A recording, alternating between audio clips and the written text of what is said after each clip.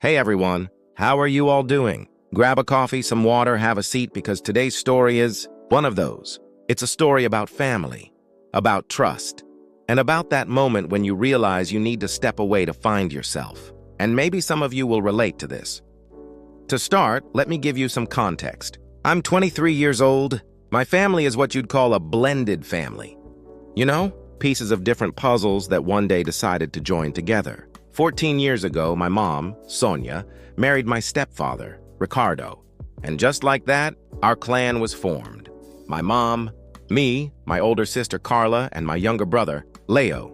From Ricardo's side came his son, Gabriel, who is my age, and his younger daughter, Isabella, who is now 14 years is a long time. We grew up together. We became a family, but like in any family, there were fissures. Little cracks that we pretended not to see, you know? Especially between me and Isabella. There was always a veiled competition, a tension in the air. I was the older of the two, with a long-term boyfriend, Lucas. We've been together for 7 years, starting my career. And I felt that this somehow bothered her.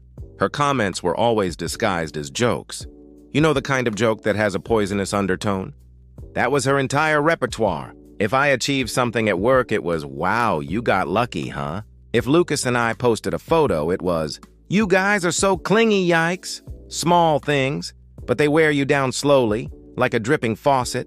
And my stepfather, Ricardo, Isabella's dad, he always had a giant blind spot for his daughter, his little princess. Everything she did was downplayed, justified. "Oh, Laura, that's just her way." Or, "Don't take it personally, she didn't mean it like that." And my mom, in her desperate need to keep the peace at all costs, would go along with it. She's the world's greatest peacekeeper. Her motto is, "Let it go to avoid a fight." The problem is, when you sweep too much dirt under the rug eventually, you're going to trip over it. And our collective trip-up happened about 3 months ago, in the most ironic setting possible, an all-inclusive resort. A tropical paradise, everything paid for, designed for relaxation and making happy memories. Little did I know that the memories made there would redefine everything I thought I knew about my family. We went as a big group. Me, Lucas, my mom, Ricardo, Isabella, and my brother Leo. From day one, the vibe was already weird. Isabella had a shorter fuse than usual. On the second day, her phone fell into the pool. Game over for the phone, and this is where all hell starts to break loose. Without a phone, she started using everyone else's, especially her dad's. That afternoon, we were deciding where to have dinner. The resort had several themed restaurants. Lucas and I wanted to go to the Italian one. I sent a message in the family group chat, which was pretty dead. Minutes later, I get a private message from Ricardo's phone. It was something like, "Nobody wants to go to the Italian place. Stop being so pushy. We're going to the Mexican one, which is what Isabella wants." The message was blunt, rude, completely out of character for how my stepfather usually talks to me. Instantly, my mind connected the dots. Broken phone, plus passive-aggressive tone. Isabella using her dad's phone to send a snarky remark. I took a deep breath and ignored it. I wasn't going to let a tantrum ruin my day. In the end, we all went to the Mexican restaurant. Later, we were all by the pool having some drinks. The mood was lighter, and me, in my naive innocence, decided to try and break the ice with some humor. I turned to my stepfather and said, laughing, "Hey, Ricardo, I loved your super delicate text earlier. Let me guess, was Isabella your ghostwriter?" Silence. His smile vanished. Isabella, who was right next to him, looked offended as if I had accused her of a federal crime. "What are you talking about, Laura?" he asked, his voice already defensive. I tried to keep it light. "Oh, the message about dinner. It was a bit harsh, don't you think? I figured it was Isa messing around on your phone. And that's when things went south." He shifted in his chair, his whole body tense. "No, it wasn't Isabella. I sent it. And I didn't think it was harsh. You were being insistent, and I just said what everyone else was thinking. I was in shock. First, because of the blatant lie, because I knew that wasn't his style. Second, because of the unprovoked aggression. Lucas beside me sensed the mood and tried to intervene. "Hey guys, calm down. It was just a misunderstanding." But I was already triggered. The anger from years of biting my tongue came flooding out. "Really? because it didn't seem like what everyone else was thinking. It seemed like what Isabella wanted. And honestly, Ricardo, you don't have to coddle her all the time. She's 20 years old. It was like hitting the self-destruct button. His face turned red. You will not talk about my daughter like that. And I don't coddle anyone. If there's someone here who is difficult to deal with, it's you. Always questioning, always making a scene. My mom, seeing the fire start, went into firefighter mode. Guys, please, let's stop. We're on vacation, but it was too late. The humiliation of being called difficult in front of everyone, the way he defended Isabella. It hurt a lot. I stood up, looked at my mom, hoping for some kind of support, but she just had a look of desperation, like someone wishing the ground would swallow her whole. You know what? I've lost my appetite. I'm not thirsty anymore. And I've lost the will to be here, I said, and walked away. Lucas was right behind me. We walked along the beach in silence for a while. I just cried. I cried out of anger, out of frustration, out of feeling completely alone in that nest of snakes. Lucas held me and said, "You're not wrong. What he did was ridiculous, and your mom should have defended you." Hearing that was like a life raft in the middle of the ocean. At least I wasn't crazy. That night, Lucas and I decided to have dinner alone at the Italian restaurant. It was a form of silent protest. We needed that space for ourselves. And it was while we were there trying to salvage a piece of our evening that the real bomb dropped. My younger brother, Leo, sent me a text. "Lau, where are you?" "I need to talk to you, but with no one else around." My heart froze. I thought something serious had happened. We arranged to meet near a more secluded area of the resort, a dimly lit garden. Lucas came with me. Leo arrived looking terrible. He was glancing around nervously. He's 16, a good kid, super observant, and he adores me. I'm the big sister who always looked out for him. "Leo, what's wrong?" "You're scaring me," I said. He took a deep breath.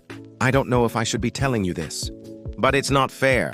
"Telling me what?" Lucas asked, putting a hand on my shoulder, and then he let it out. "After you left the pool, they kept talking about you. Mom, Ricardo, and Isabella." My stomach turned. They just sat there, and Ricardo was furious. He continued in a low voice. "He said you have a terrible temper and that he doesn't know how Lucas puts up with you." I looked at Lucas. His hand tightened on my shoulder. Isabella joined in, Leo said, unable to look at me. She said, "It's no wonder she's always having problems at work. Who can stand someone like that? So arrogant." And she said, "You're bitter because you don't have a good relationship with your biological father." That was a gut punch. Using one of the deepest pains of my life, something they know hurts me deeply, as ammunition in a poolside gossip session. It was low, inhumane, but the worst was yet to come. "And Mom?" I asked, my voice trembling, barely able to breathe. "What did Mom say?" Leo hesitated. "Lau, tell me, Leo, please." He finally looked at me and his eyes were full of pity. Mom agreed with them. She said, "Laura is very difficult to live with. I love my daughter, but sometimes she's impossible." And then she looked at Ricardo and said, "You'll see. One day, Lucas is going to get tired of her attitude and kick her to the curb. She's going to end up alone." The world stopped spinning. I can't describe the pain I felt in that moment. It wasn't just pain. It was an implosion. My own mother, my mother, wishing for, predicting, gossiping about the end of my relationship, painting me as an unbearable person, sentencing my future to loneliness, and all of it behind my back to please her husband and his daughter.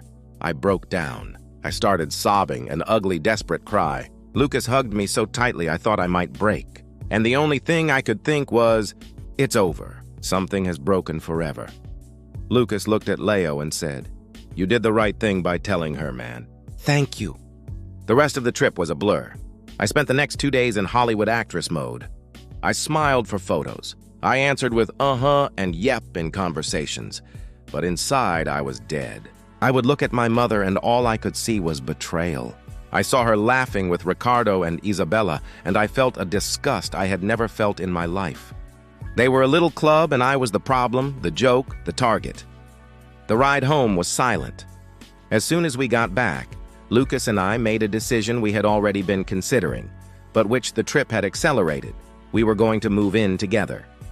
And we were going to do it as soon as possible. In less than a month, we found an apartment. It was a whirlwind of packing up my life, getting everything organized. And during this whole process, something bizarre started happening. My mom became the sweetest, most attentive person in the world. She called me every day. "Honey, do you need help with the boxes? I saw a beautiful sea of pans. I bought them for your new place. I made your favorite cake. Come by and pick it up." She sent sweet texts, old photos of us. And the most surreal part, she started joking. "Oh, I miss having you here driving us crazy. When are you moving back?" Every gesture of affection from her felt like a slap in the face. She was acting as if absolutely nothing had happened, as if those poisonous words had never left her mouth. It was such an obvious, desperate attempt to sweep the nuclear waste under the rug that it was almost offensive, and I, paralyzed by the pain and shock, played along. I thanked her for the gifts, replied to her messages with one-word answers, made excuses not to visit. I didn't tell her or anyone besides Lucas that I knew everything. First, to protect Leo. He trusted me, and I would never betray that trust. Second, because what would be the point? I know my family. If I confronted them, there would be denial. "Don't be silly, honey." Leo must have misunderstood. It was just a comment in the heat of the moment. You know how we say things without thinking. Then would come the blame shifting. "Well, you provoked us." And in the end, I would be the one who came out looking crazy, dramatic, the one who can't let things go. And the wound, already so deep, would only get deeper. So I chose silence. And silence is heavy. With Ricardo and Isabella, it was easier. We simply stopped talking. If we see each other at some mandatory family event, it's a curt hi and nothing more. They seem perfectly happy with that arrangement, but with my mom, it's a minefield. It's a relationship that is now based on a huge lie. She acts like the perfect mother, and I act like the distant, ungrateful daughter because it's the only role I can play right now without screaming. It's been 3 months. Lucas and I are doing great. Our home is our sanctuary. It's the only place where I feel 100% safe, loved, and accepted for who I am. He saw me at my most vulnerable and didn't run. On the contrary, he held me closer. My mother's prediction could not have been more wrong, but the issue with my family is still here, throbbing. Some days I wake up and think about calling my mom and just airing all the dirty laundry, telling her how much she hurt me, how her betrayal broke me. Other days I think it's best to just keep this safe distance forever, to accept that the family I idealized doesn't exist. I keep asking myself, am I the problem? Am I really that difficult? Should I just forgive and forget like my mother clearly wants me to? But then I look around. I look at my relationship with Lucas, at my friends, at the respect I have at my job, and I see that the answer is no. I'm not difficult. I'm a person who no longer accepts being disrespected. I'm a person who no longer tolerates insincerity. The problem wasn't me having a strong personality. The problem was them talking behind my back instead of having the courage to resolve things to my face. So today, I live in this limbo, loving a mother who betrayed me, missing a family dynamic that perhaps was never as good as I imagined, and trying to figure out how to rebuild my relationship with them, or if I even want to. I think deep down, the lesson I'm learning is that sometimes the most important boundaries we need to set aren't with strangers, but with the people we love the most. It's learning to say, I love you, but I will no longer allow you to hurt me. I love you, but I will love you from over here, from my own safe space. And it's a process. It's painful, it's confusing. But for the first time in a long time, I feel like I'm in control. I don't know what the next chapter of this story will be, but I know that the one who gets to write it now is me. Thanks for listening, guys. Really. If anyone has been through something similar, leave a comment below. Sometimes, just knowing you're not alone is a huge comfort. See you next time.